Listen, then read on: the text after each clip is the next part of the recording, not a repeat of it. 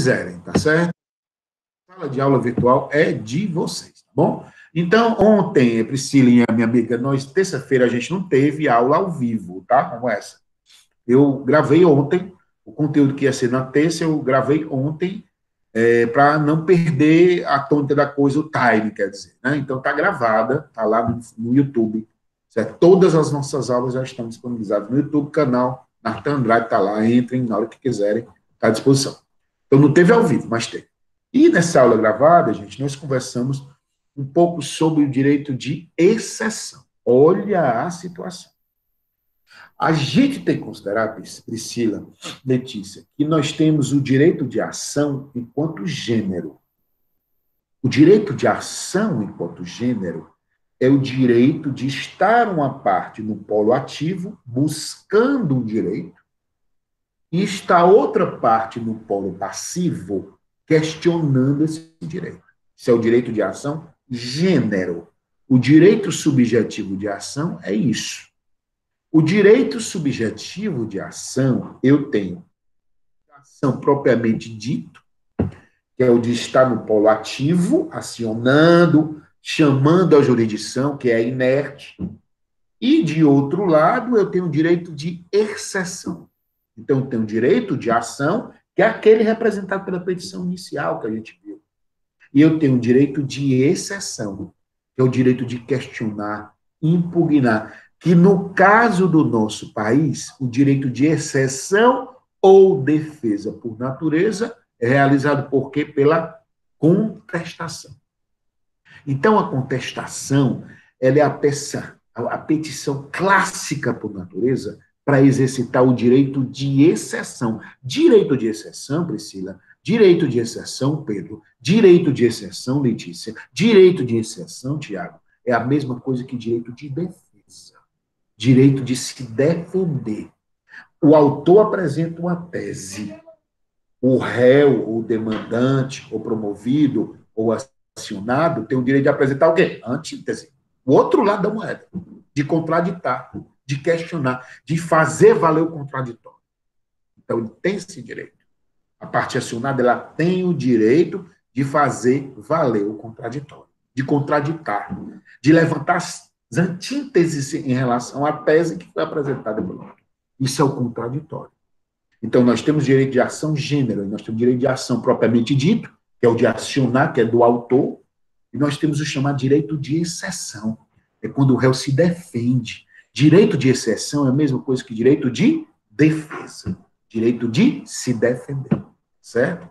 E aí, nós fizemos uma análise lá no direito de ação, nós dissemos para vocês, a ação, o direito de ação é representado pela petição inicial.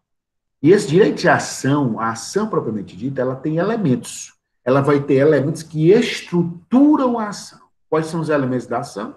Partes e dito. Que eu encontro onde? Artigo 319, inciso 2º, inciso 3º, inciso 4º, Código de Processo Civil. Aí eu vou ter o direito de exceção, que é o direito de excepcionar, direito de se defender, certo? Direito de questionar, direito de impugnar. No direito de ação, eu tenho os elementos da ação, não tem? E no direito de ação, eu tenho, quando eu exercito a ação, eu tenho que ter o quê? As condições da ação.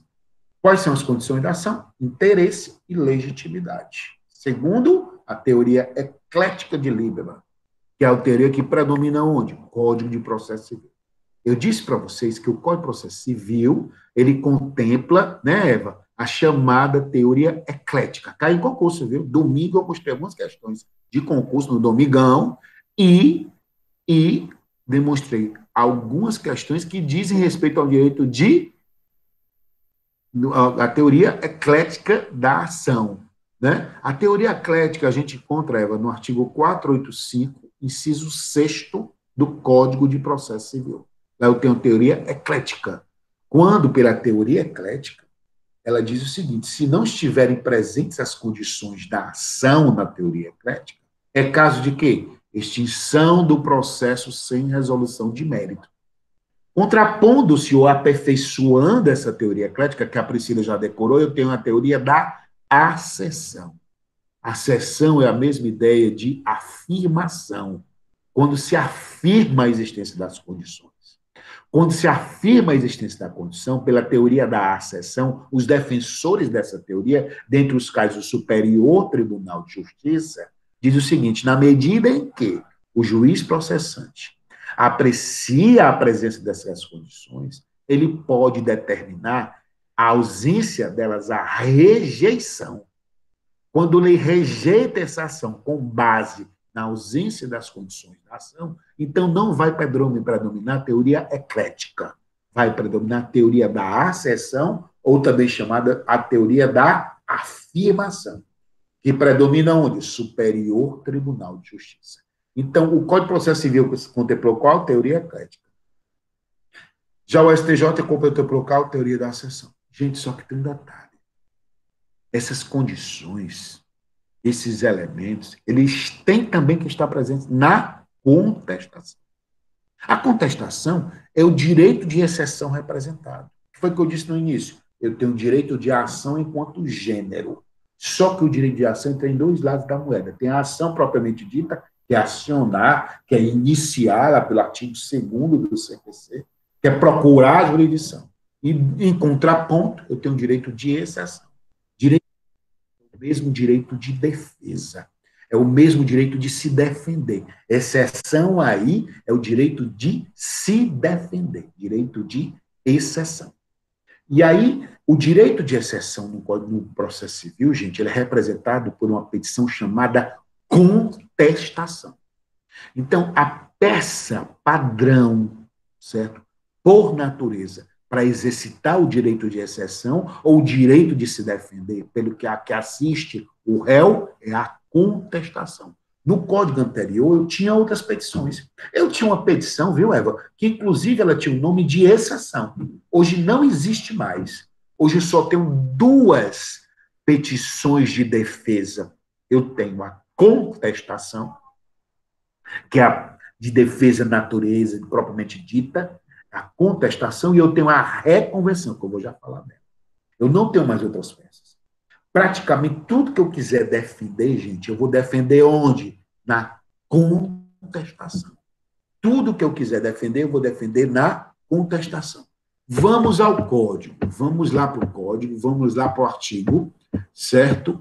336 do Código de Processo Civil. Olha o que diz o artigo 336. Vou colocar aqui no chat, vai ver. Artigo 336, tá certo, Letícia? Só aí, artigo 336. Incumbe ao réu alegar na contestação toda a matéria de defesa, expondo as razões de fato e de direito. Aí, ó, causa de pedir, ó, tá vendo? Com que impugna o pedido do autor. Olha aí o pedido do outro lado, né? Que impugna o pedido do autor. E especificando as provas que ele pretende produzir. Vocês estão vendo que é semelhante à petição? Então, o direito de exceção é o outro lado da moeda. De qual gênero? Direito de ação. Direito subjetivo de ação, ele tem 2 lados, gente. Por força de quem? Do contraditório.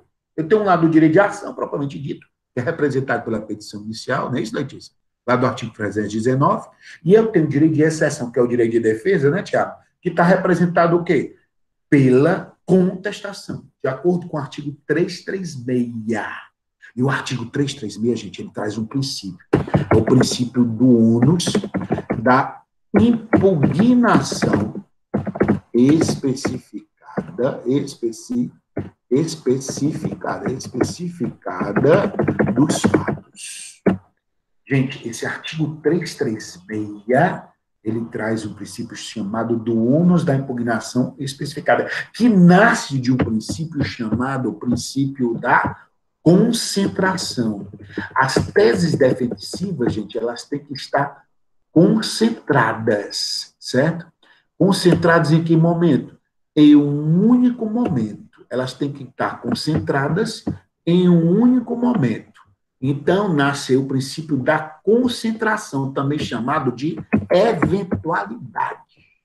O princípio da concentração ou eventualidade. Que desencadeia qual princípio? Ônus da impugnação especificada dos fatos, que está no artigo 336 e no artigo 341. O que é que diz o 341? Incumbe também ao réu manifestar-se precisamente sobre as alegações de fato constantes da petição inicial. Sobre as alegações de fato constantes da petição inicial, presumindo-se os verdadeiros, as não impugnadas, salvo se... Olha, gente, olha a situação. Eu disse para vocês qual é a peça defensiva, qual é aquela que exercita o direito de exceção, qual é aquela que exercita o direito de defesa, a contestação. Na contestação, eu tenho que concentrar a tese defensiva. Por força de qual princípio? É eventualidade, ali naquele momento. A concentração, concentrar. Em decorrência desse princípio, nasce para a contestação um princípio que a gente chama de ônus da impugnação especificada dos fatos. O Pedro está perguntando, professor, não seria também o princípio? Claro, gente. Entenda, Pedro. O princípio do contraditório que eu falei no começo, ele seria o que nasce aquele princípio maior de índole constitucional. Dele é que nascem esses demais princípios, como a concentração, como a eventualidade, que é a mesma coisa, e o principal na contestação, que é o ônus da impugnação especificada. Eles são consequência do contraditório. É isso mesmo, tá, Pedro? Eles são consequência do contraditório. O contraditório é aquele maior, eles aí são consequências. São tentáculos, são partes, são subdivisões do contraditório.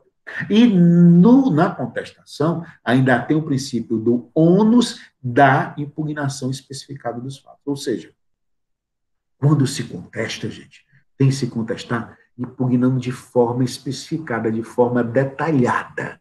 Como é isso? Se eu entro com ação contra o Pedro, e lá na ação contra o Pedro eu peço um pedido A, faço um pedido B, faço um pedido C, certo? Eu peço a condenação do Pedro no valor da indenização. Por que aconteceu isso? Aí eu conto uma história, né? Eu peço um pedido na mesma ação, além desse pedido de indenização, eu peço a condenação do Pedro a devolver um bem que está com ele. Um pedido. E no terceiro pedido eu peço um outro pedido qualquer. 3 pedidos diferentes numa mesma ação. O Pedro, quando ele for contestar, ele vai ter que contestar os fatos que desencadearam o pedido A, os fatos que desencadearam o pedido B e os fatos que desencadearam o pedido C. Por quê? Ele tem que detalhar, ele tem que questionar os fatos, ele tem que impugnar os fatos. Porque é o ônus da impugnação especificada ou detalhada. Quando se contesta, tem que detalhar, tem que discriminar. Se ele não fizer isso, o juiz vai entender que você concordou com o que disse o autor.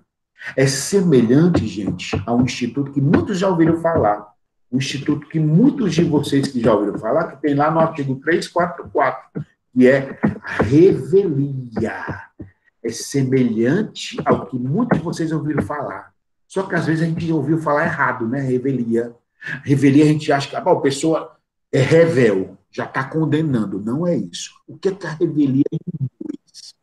A revelia em dois, que como você não contestou, ou seja, você não cumpriu o ônus da impugnação especificada. Se você o ônus da impugnação especificada, o juiz vai entender que você concordou. É o mesmo efeito da revelia. A revelia é quando eu não me defendo. O que é que traz a revelia? Presunção de veracidade dos fatos alegados pelo autor. Alguém pediu o microfone aí. Professor, Tiago, Tiago. só voltando. O senhor poderia explicar esse parágrafo único aí que o senhor acabou de colocar no chat? Por favor, que eu não entendi ele, ó. O 341? Isso, o ônus O da 341. impugnação especificada dos fatos Eu se vou aplicando. voltar. Posso sim, eu ia voltar. Já. Vou voltar. Voltando. Gente, direito de exceção. Está claro isso, né, para vocês? Direito de defesa. Ok? Esse direito de defesa, como é que ele é representado no processo civil atualmente? Pela contestação. Então, a contestação seria a petição por natureza para exercitar o direito de defesa. Tranquilo? A contestação, pelo Código de Processo Civil, em especial, o que reza o artigo 336, né? E o que reza o artigo 341 diz o seguinte: você tem que obrigatoriamente apresentar todas as teses de defesa no momento da contestação. E, além de apresentar no momento da contestação, você tem que detalhar, você tem que especificar. você não pode deixar que nada seja defendido, ou que nada do que foi alegado pelo autor seja contestado. O que for alegado pelo autor, você tem que contestar, porque você carrega um ônus, você tem que detalhar, você tem que especificar. É o ônus da impugnação especificada. Aí eu disse para vocês que desse ônus da impugnação especificada é semelhante quando eu não cumpro esse ônus de detalhar a minha defesa, de questionar todos os aspectos que foram trazidos pelo autor na petição inicial, e você não questionar isso, é como o juiz vai entender que aquilo que você não questionou foi porque você concordou. É o efeito parecido com a revelia. O que é a revelia? A revelia, ela nasce quando eu não contesto. Quando eu não contesto, nasce a revelia. O que é a revelia? A revelia, viu, Tiago, ela também tem o nome de contumácia, eu respondo da sua, o parágrafo, só porque estou fazendo uma introdução para o responder. Contumácia do réu, o mesmo nome da revelia. O que a revelia traz? Que o réu foi contumaz, que o réu não impugnou, que o réu não contestou. Então, a revelia, gente, não é uma condenação antecipada, não. A revelia está dizendo que o que o autor disse é presumivelmente verdadeiro. Por que é presumivelmente verdadeiro? Porque o réu não contestou. Então, se ele não contestou, é porque ele concordou com o que ele disse. Porque o réu tem a obrigação de detalhar sua defesa. O réu tem a obrigação de detalhar ponto a ponto que foi sustentado. O parágrafo único do artigo 341, Tiago, é o seguinte, certo? Todo mundo tem a obrigação de carregar esse ônus, exceto se não for admissível a confissão, se a petição inicial não estiver acompanhada, ou seja, para que a revelia possa levar a uma condenação, a revelia do réu, na petição inicial tem que estar tudo provado, tem que estar tudo documentado, tá certo? E aí, no parágrafo único, diz o seguinte: o ônus da impugnação especificada dos fatos não se aplica ao defensor público, né? Não se aplica ao defensor público, não se aplica ao defensor dativo, ao advogado dativo e ao curador especial. O que é que ele está querendo dizer? Seguinte, gente, o defensor público, ele não tem a obrigação de detalhar pontos na defesa dele. O defensor público, ele pode apresentar uma defesa genérica, uma defesa ampla, sem se adentrar de forma detalhada pelo que o autor disse. O advogado particular, não, ele tem que detalhar, porque ele está pago para isso, ele foi pago para isso, então ele tem que detalhar. O defensor público tem muitas demandas, ele está ali pago pelo Estado, por quê? Para facilitar aquele réu que não tem condição de pagar o acesso à justiça, para facilitar para isso. Então ele não pode carregar esse ônus. É isso que quer dizer o parágrafo único, viu, Tiago? Que esse ônus não é o defensor público, o advogado dativo. E o advogado dativo? O advogado dativo é aquele advogado que é indicado pelo juiz processante para defender alguma parte, naquelas comarcas ou unidades judiciárias ou jurisdicionais que não tem defensoria. Então, é muito comum não ter defensoria no Brasil. Olha, o estado do Ceará tem 184 municípios, e eu diria para você que 70% não tem defensor. Né? Então, praticamente centraliza em Fortaleza e nas maiores cidades. Apesar de uma luta, a Defensoria Pública daqui já cresceu demais. É uma instituição hoje muito forte, a Defensoria. Então, o que é que acontece? Quando a lei faz exceção, ela está dizendo o seguinte, ó, se o réu tiver sido defendido pelo defensor, nesse caso, ele pode apresentar uma defesa só genérica. Entendeu? Ele pode apresentar uma defesa pedindo a improcedência daquela petição, pedindo a improcedência do pedido do autor. Se for um advogado particular, não, ele tem que carregar o ônus. Como é o ônus? A defesa dele ele tem que detalhar. Cada ponto abordado pelo autor tem que ser contestado pelo réu, sob pena de juiz entender que o autor falou é verdadeiro. E é aí que nasce o quê? Que a gente chama de revelia. O que a revelia é? Presunção de veracidade dos fatos alegados pelo autor, certo? Então, isso é o quê? Revelia, que também tem um nome para os autores mais clássicos, de contumácia do réu. Porque o réu é contumaz, o réu é desleixado. Por que ele foi desleixado? Porque ele foi contumaz. Porque ele não detalhou a defesa dele, ele não apresentou contestação, que ele tem essa obrigação pelo artigo 336, ele tem essa obrigação pelo artigo 341. de se defender detalhadamente. Como é o nome disso? Princípio do ônus da impugnação especificada. Princípio que nasce da onde? Do contraditório. Certo, Tiago? Certo, meus amigos? Princípio que nasce do contraditório. Gente, é o ônus da impugnação especificada. Aí eu vou estar pedindo para explicar o artigo 341, inciso 2º, que diz, ó, a petição inicial não estiver acompanhada de instrumento que a lei considere de substância do ato, certo? Por exemplo, eu estou entrando com uma ação, Eva, certo? Que envolve um imóvel. E eu não junto uma escritura pública ou registro do imóvel, entendeu? Aí a parte contrária, ela não detalha na impugnação dela nada. Então, nesse caso, eu não posso considerar a procedência dessa ação, a continuidade, porque faltou um instrumento necessário para ela. É o exemplo clássico para esse inciso, certo? Eu tenho uma ação em que eu preciso ter um documento obrigatório. Tá? Nesse caso, eu tenho que o quê? Né? Juntar esse documento. É tanto que diz o seguinte, né? Diz o seguinte, que nesse caso, tem até um parênteses que eu queria abrir, o seguinte, seria um exemplo, tá, de a chamada prova legal no Código de Processo Civil. O que é isso? Só um parênteses, né? Prova legal. Eu disse para vocês, certo, que o juiz processante, ele tem que se firmar no livre convencimento motivado, né, na motivação. O juiz, ele precisa motivar. Quando a gente estudou o princípio da motivação, a gente disse, ó, o juiz, ele precisa motivar. Quer motivar? Quer, Tiago, motivar? Fundamental. E da motivação nasce o princípio do livre convencimento motivado. O juiz processante, ele é livre no convencimento dele, muito livre. Não já dizer isso mais na frente, hoje ainda. Então, ele é livre, o convencimento dele é livre, só que ele precisa fundamentar, dizer onde foi que ele encontrou as respostas, dizer onde foi que ele encontrou os fundamentos. Isso é o livre convencimento motivado que norteia o Código de Processo Civil. Eu disse para você, quando eu falei desse princípio, que no júri predomina o quê? O princípio da íntima convicção. O jurado lá no júri, ele não precisa motivar a resposta dele, não. Quando ele vai lá para a sala secreta, ele recebe as respostas, a quesitação, e coloca sim ou não, né, nas fichinhas, né, do sim ou não, ele não precisa justificar porque ele disse sim para aquela quesito. Porque lá vigora a íntima convicção. Por isso que no júri é aquela coisa teatral, né?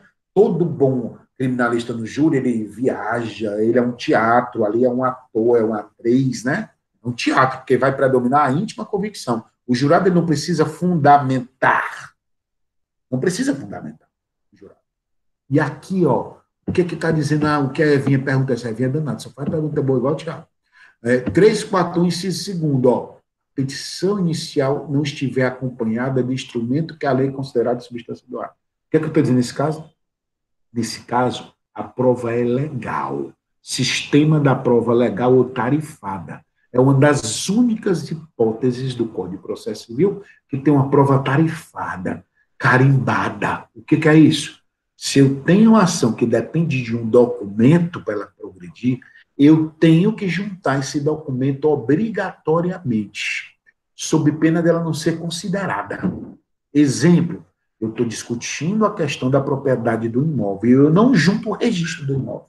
Eu não junto a escritura junto com o registro. Então, não pode progredir. É isso que está dizendo o inciso 5.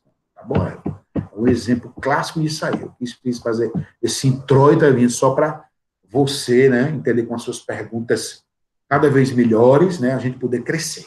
Bom, é um dos únicos exemplos que tem prova legal no Código de Processo Civil. Então, na prova de concurso, o Código de Processo Civil, no Código de Processo Civil não existe o sistema da prova legal, é errado. Existe. Aí um exemplo.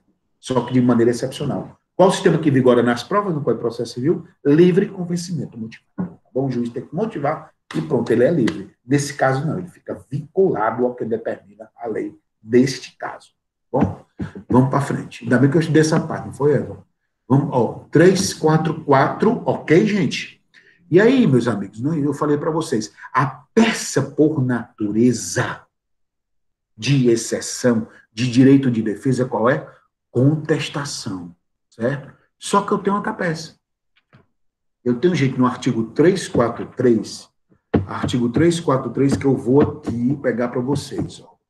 343, ó, artigo 343 do Código de Processo Civil. Na contestação, Na contestação, é lícito ao réu. Na contestação, é lícito ao réu. Na contestação, é lícito ao réu propor reconvenção para manifestar pretensão própria, conexa com a ação principal, como fundamento de defesa. Gente, o que é isso? Gente, aí eu estou dizendo que eu posso o quê? Na contestação, eu posso contra-atacar, certo? Contra-atacar. Eu tenho que contestar e contra-atacar. Na contestação, eu tenho que contestar e contra-atacar. Como é o nome do contra-ataque? Reconvenção.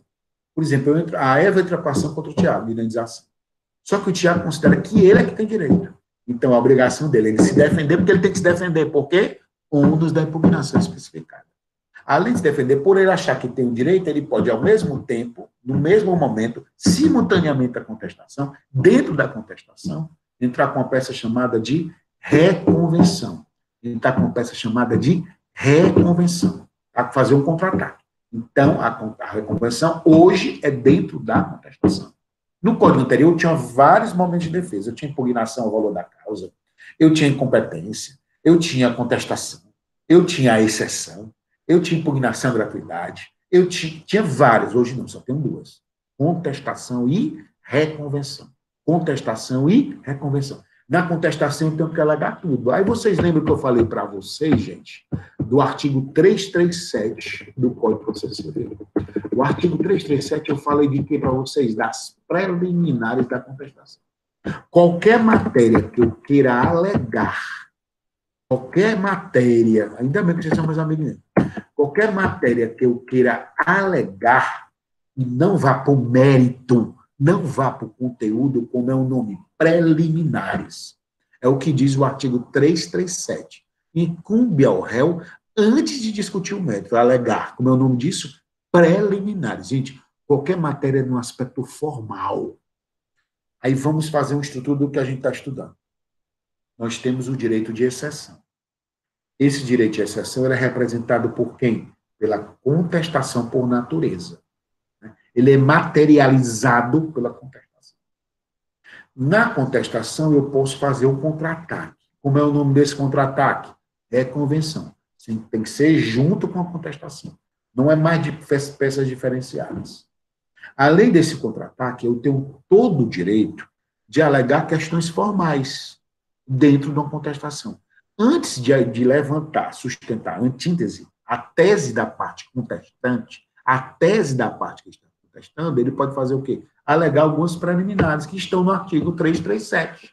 Que é algumas preliminares, por exemplo, incompetência absoluta relativa, por exemplo, inexistência de citação, por exemplo, falta de citação, por exemplo, conexão, convenção de arbitragem, toda a questão formal que eu quero que impeça que se prossiga a ação, como eu alego em qual momento? Preliminar. Porque toda a tese defensiva, seja no aspecto material, Eva, seja no aspecto formal, Tiago, tem que alegar na contestação. Por força de qual princípio? Ônus da impugnação especificada e também pelo princípio da concentração. Eu tenho que concentrar e ainda detalhar. Princípio da concentração que eu tenho que concentrar. Princípio do ônus da impugnação especificada que eu tenho que detalhar as teses defensivas. Então, tem os dois na contestação. Aí nós vamos para... Eu quis fazer isso aqui para explicar para vocês a classificação que a doutrina dá para fins didáticos, para a gente entender os tipos de exceção que nós temos no ordenamento. Os tipos de direito de defesa, que são representados materialmente por quem? Contestação. A reconvenção ela é só um contra-ataque que hoje está dentro da contestação. Então, o direito de defesa, o direito de exceção, representado materialmente por quem? Pela contestação. O direito de ação do autor é representado materialmente por quem? Pela petição inicial. Ok, gente? E aí, a doutrina ela faz a classificação. Oi, alguém pediu a palavra? Professor, o senhor pode só repetir quais são os princípios que o senhor falou referente à contestação e o detalhamento? O senhor pode escrever aí, por favor? Claro, só... na hora. Escrever no chat? No chat aqui? É, para poder eu escrever. Pronto, assim. Ó, em relação ao artigo 336, vou colocar aqui, artigo 336, nós vamos ter o princípio da concentração, certo? E também chamado princípio da eventualidade.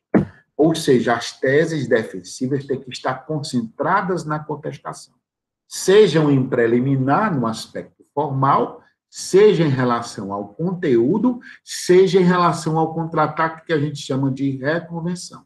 Isso é o que reza, certo? O artigo 336, princípio da concentração.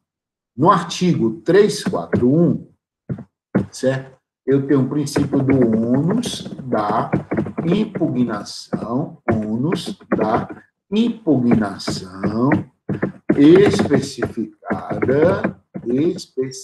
especificada dos fatos. Ônus da impugnação especificada dos fatos. O que é isso? Pelo 341, além de se concentrar, gente, eu tenho que detalhar as teses defensivas, discriminar cada ponto, questionar cada ponto apresentado pela parte autora do polo ativo. Como é o nome desse princípio? Ônus da impugnação especificada. Segundo o professor Tiago, que levantou, o parágrafo único ele faz uma ressalva. Se a pessoa estiver sendo defendida por defensor público, se a pessoa estiver sendo defendida por advogado dativo, se a pessoa estiver defendida por procurador, ela não é obrigada a carregar esse ônus. Não deixe de ter que se concentrar as teses defensivas, estão entendendo? As teses defensivas do defensor público, as teses defensivas do advogado dativo, as teses defensivas do curador, elas estão concentradas na contestação. Apenas ele pode fazer só uma defesa genérica, sem detalhar muito. Por quê? Ele não defende só aquela pessoa, ele está ali representando o Estado. Então, o ônus dele aí, nesse caso, digamos, é mitigado, o ônus é flexibilizado, como exceção. É uma exceção à regra. Não que impeça que o defensor faça isso. Não que impeça que o advogado dativo faça isso. Não que impeça, apenas faculta que ele possa não se prender a esse ônus, estão entendendo? Por exemplo, se for uma defensora pública como a Priscila, que é empolgada e tal, ela vai, eu vou levantar as teses mesmo, porque ele tem direito. Não porque ela é vocacionada, gosta de povo, gosta de suor perto de mim. Entendeu? Aquela vocacionada, que veste a camisa. Então, ela pode detalhar, não pode? A lei apenas faculta. Entendeu? Faculta que ele faça uma defesa genérica. A lei faculta que ele faça uma defesa ampla. Entendeu? Ele não carrega totalmente esse ônus. É uma exceção à regra geral. Bom, gente? O ônus ele é obrigado. Só que pode ser mitigado em algumas situações, como essa. Certo, Priscila? Deu certo, Priscila? Deu para copiar? Certo, professor. É porque eu não estou conseguindo escrever no chat, não. Eu não tenho a barrinha, não aparece. Tu viu concentração? Deu certo? Não, eu consigo ver, só não consigo escrever. Tá bom. Priscila, eu estou aprendendo esse negócio. Mas dá certo. Ó, tá gravado qualquer coisa, viu? Eu vou depois passar um textozinho para vocês com isso aqui também. Ó, gente, tá. Aí nós vamos lá para o que é isso, minha amiga? Eu estou aqui para isso. A classificação que a doutrina faz de exceção, a didática. Ela diz que nós temos a classificação da exceção quanto à matéria, a classificação da exceção, né, quanto à matéria. Que seria a exceção material ou defesa material. E seria material, né? Exceção, defesa material. E teria a exceção, defesa processual ou formal. Processual ou formal. A exceção material, gente, quando ela discute o conteúdo. Por exemplo, lá do artigo 341, quando ele detalha, ele questiona o conteúdo. Quando na contestação ele questiona que a ação do autor tem que ser improcedente. Então, a exceção vai ser o quê? Material. Ele fala da matéria, do conteúdo. Mas quando, por exemplo, o contestante levanta uma preliminar, por exemplo, de incompetência, ele não está questionando o conteúdo. Ele está dizendo que, formalmente, ela não pode prosseguir, não. Aquele juiz ela é incompetente. Quando, por exemplo, ele formula uma exceção de que houve uma convenção de arbitragem, que houve um processo arbitral, da mesma sorte. Entendeu? Então, nesses casos, ele não está questionando o conteúdo, ele está questionando a forma. Então, a exceção seria processual. As preliminares é uma espécie de exceção processual ou formal. Já quando eu impugno especificadamente, eu tenho uma exceção material, porque eu discuto o conteúdo, eu discuto o próprio conflito, eu discuto a própria matéria. Aí eu tenho a segunda classificação, certo? Que a doutrina dá. Seria quanto aos efeitos. Quanto aos efeitos, eu teria a exceção dilatória e teria a exceção peremptória. A exceção dilatória e a exceção peremptória. Gente, a exceção é dilatória quando uma tese defensiva qualquer, peremptória, quando uma tese defensiva qualquer, certo? É dilatória, não extingue o processo. Por exemplo, quando eu alego uma preliminar de incompetência absoluta, o que é que eu estou querendo? Que tire o processo ali daquele juízo e transfira para onde, Priscila? Para outro juízo. Eu não estou questionando o conteúdo, não estou pedindo para extinguir. Eu estou dizendo, ó, juiz processante, tu não cabe não, tu não é competente não, transfere porque é. Então vai ser dilatória, porque eu estou dilatando. Eu estou tirando o julgamento de um momento e indo para outro, já que vai para outro juízo. Como é o nome? Dilatório. Já quando uma tese defensiva ela tem um condão de extinguir o processo, ela é peremptória. Por exemplo, quando eu alego que o réu não tem direito, ou que o autor não tem direito. Quando eu, por exemplo, digo que já houve um julgamento, uma coisa julgada. Quando, por exemplo, eu digo que já houve uma convenção de arbitragem, eu estou querendo que extinga. Se eu quiser que extinga, como é o nome da exceção? Peremptória. Quando eu quiser que extinga, como é o nome da exceção? Peremptória. Quando eu não quero que extinga o processo, mas para que vá para outro momento, como é o nome da exceção? Dilatória. Quando eu quero que vá para outro momento, como é o nome da exceção? Dilatória. Quando eu quero que extinga, como é o nome da exceção? Peremptória. Ok, gente? Peremptória e dilatória, material e formal. São só didáticas para isso aí. Explica de novo a dilatória. Então, voltando, né, o Pedro pediu. Nós temos dois tipos de classificação por natureza sobre a exceção. Nós temos a primeira classificação, que seria contra a matéria, aí seria a exceção material, quando discute o conteúdo, e formal ou processual, quando discute só a forma. Né, quando na contestação, apresenta só a forma. Já na segunda classificação, seria contra os efeitos, eu tenho a exceção dilatória. Dilatória é quando se dilata. Se transfere para outro momento o julgamento. Não extingue ali naquele processo. Se transfere para outro momento. Por exemplo, eu entro com a ação contra o Pedro. Lá na preliminar de contestação, ele diz, da incompetência do juízo. Competência absoluta do juízo.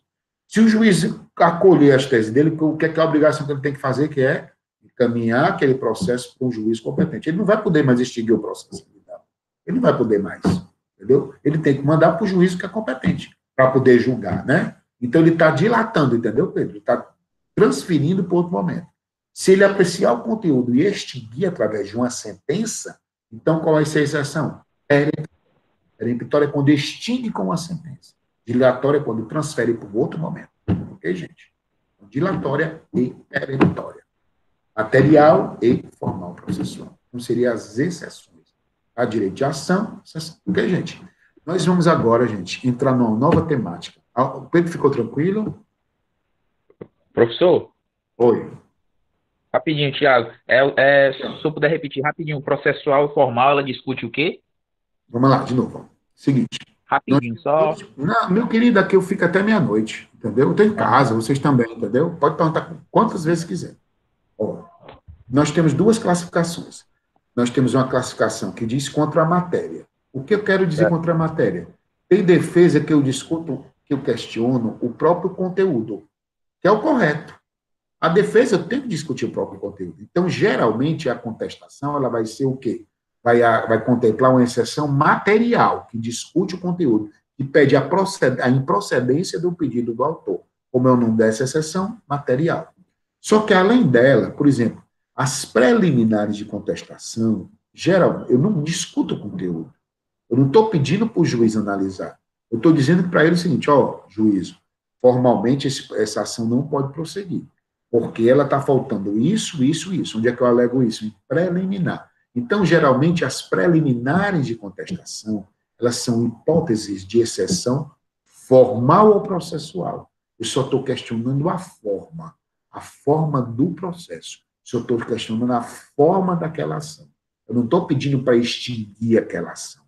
Eu extingo aquela ação na chamada exceção material, que geralmente é isso que eu peço na contestação. Na exceção formal, eu estou só dizendo, formalmente ela não pode prosseguir, não. Então, se ela não pode prosseguir, não julgue, não. É a exceção formal ou processual. Ou discute forma. Quando eu discuto conteúdo da exceção, é material. Ok, Pedro? Matéria. Vamos para frente.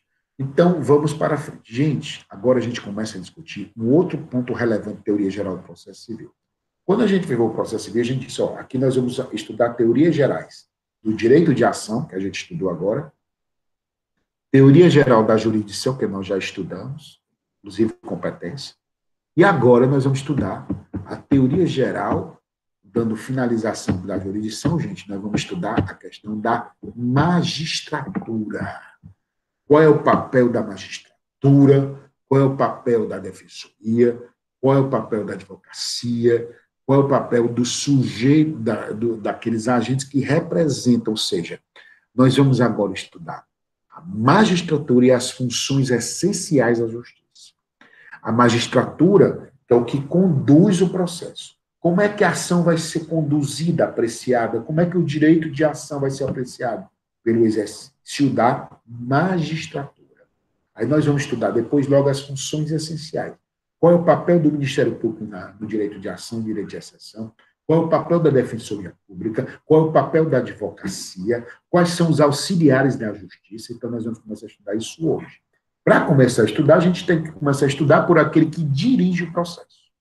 Quem é que dirige o processo? Artigo 139 do Código de Processo Civil. Olha o que diz o artigo 139. Gente, quem dirige o processo é o juiz, é o magistrado. Quem está ali representando quem? A jurisdição.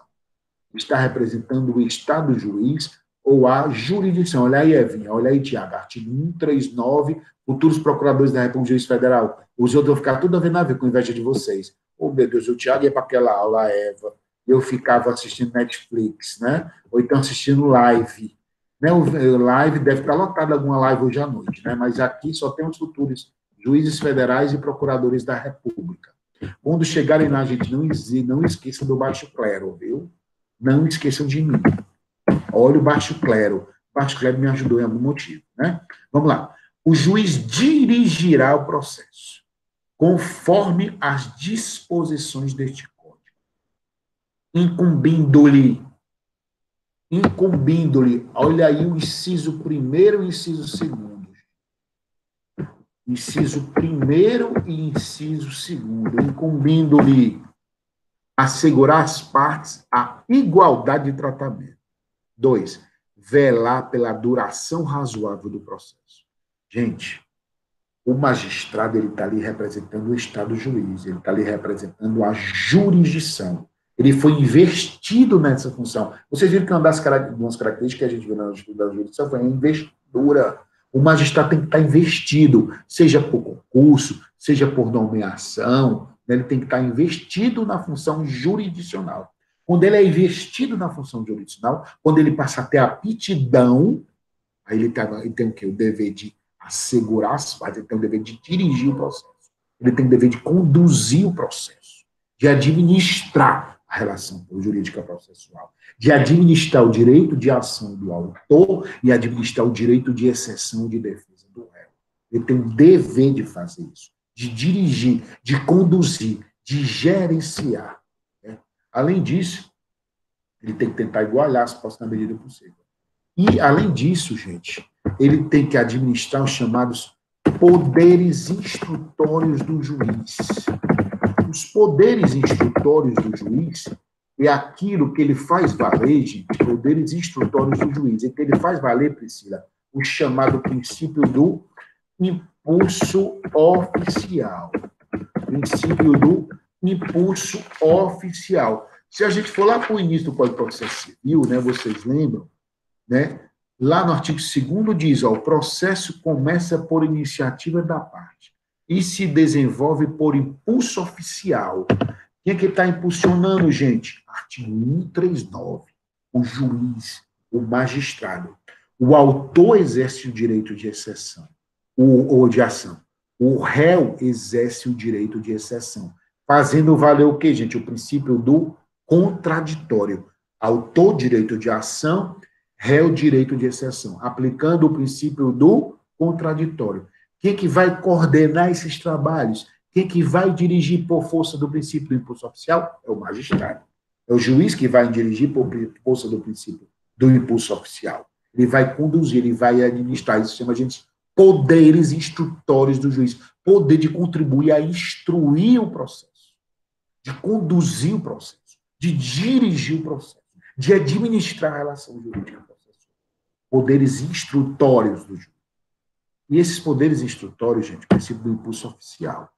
Esses poderes instrutórios, eles tiveram um avanço. O Código de Processo Civil, ele deu muito mais poder aos juízes. Olha aí o que é que diz o inciso 6º do Código de Processo Civil. Olha aí o que é que diz o inciso 6º.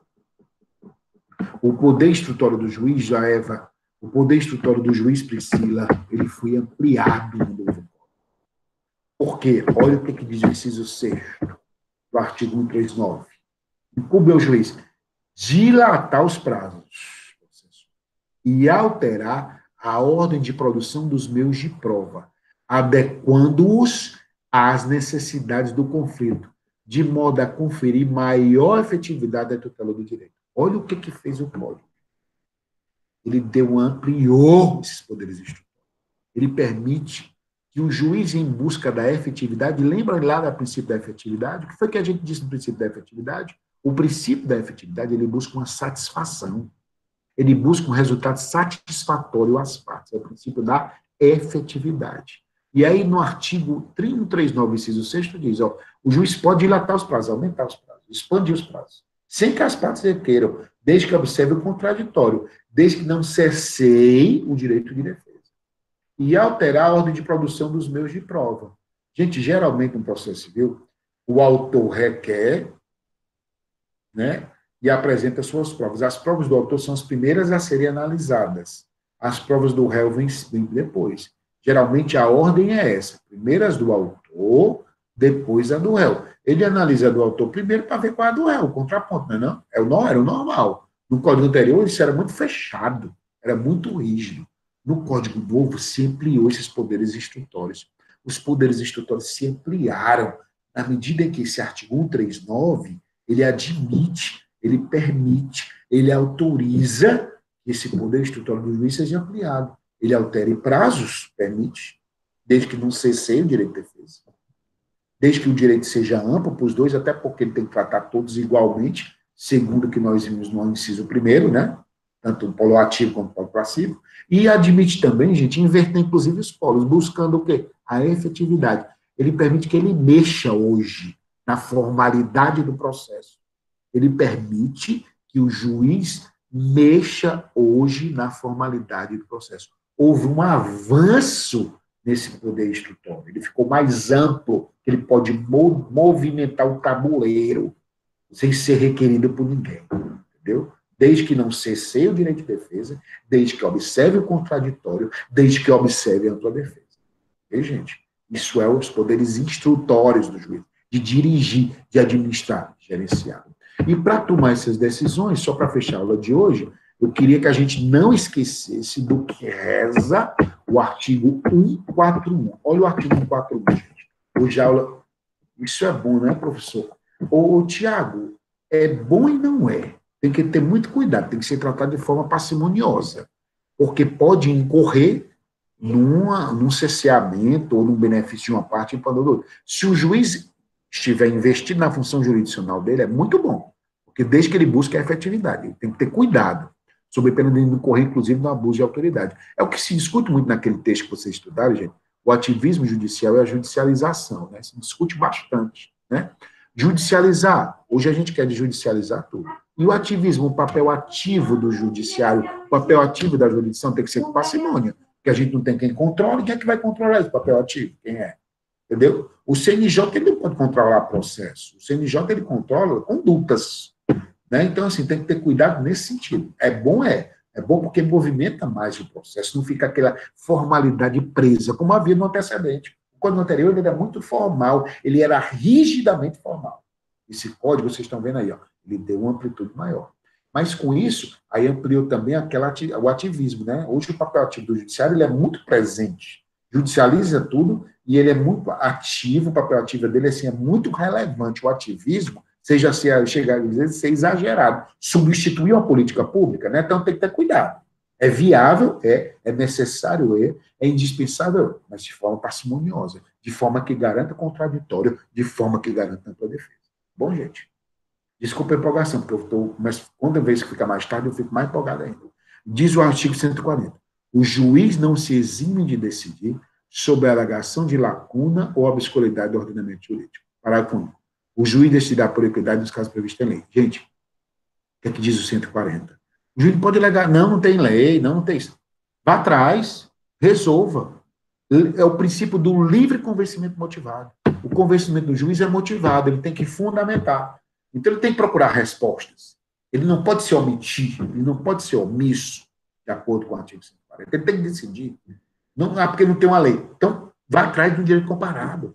Vá atrás de uma resposta. Veja no ordenamento uma resposta para que resolva aquele direito. Você não pode deixar, enquanto juiz, de resolver aquele conflito. É isso que diz o artigo 140. E o artigo 140, parágrafo 1, diz o que a gente já falou, aquela jurisdição de equidade. O que é que a equidade traz? A equidade traz uma flexibilidade. O juiz, ele acaba tendo, além de ter um poder estrutural mais amplo, que a gente viu no artigo 139, ele também admite que ele usa a equidade, quando a lei permite. O que é equidade? O juiz tem uma margem de liberdade maior para decidir. Ele não fica vinculado só ao que a lei determina. Por exemplo, é o caso da pensão alimentícia, né, que eu já citei. A pensão alimentícia, o juiz ele não é tabelado a pensão alimentícia. Não tem um valor tabelado. Há um filho 10%, 2 filhos 20%, 3 filhos 30%. Não existe isso. Como é que eu fixo a pensão alimentícia? Possibilidade de quem paga versus necessidade de quem recebe. Não é algo subjetivo, não. Subjetivo, como é o nome disso? É equidade. Tem que buscar só um equilíbrio.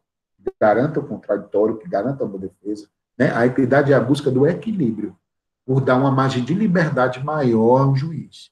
Só que a equidade do processo civil só permite quando efetivamente a lei permite. Exemplo, pensão alimentícia. Outro exemplo, jurisdição voluntária.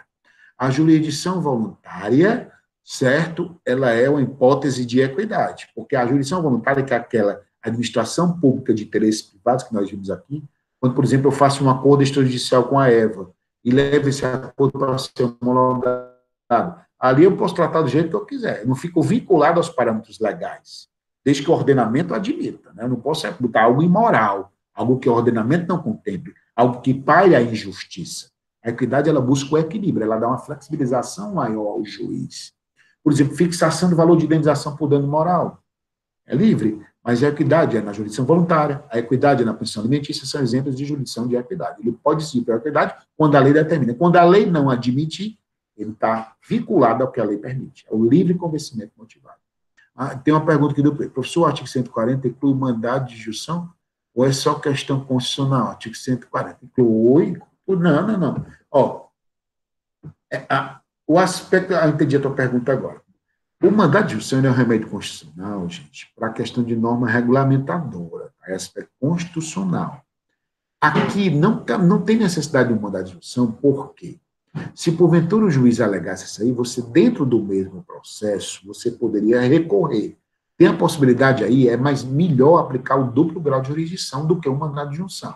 O mandado de injunção é em relação a uma norma. E aqui não é norma, aqui é um processo. Então, não caberia, em tese, mandado de injunção. Só se fosse na questão de aplicação de uma norma, tá bom? Então, não caberia não, viu, Pedro? Aí não. Aí você poderia recorrer, suscitar em sede de recurso, por força daquele princípio do duplo grau de jurisdição.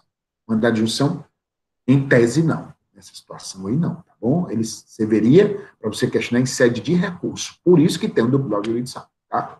Meus queridos, alguma pergunta, Pedro? Alguém tem alguma pergunta, gente? Porque eu terminei aí no primeiro horário, entendeu? Eu não posso ultrapassar muito. Tranquilo? Se alguém tiver alguma pergunta, pode passar aqui pelo chat ou áudio.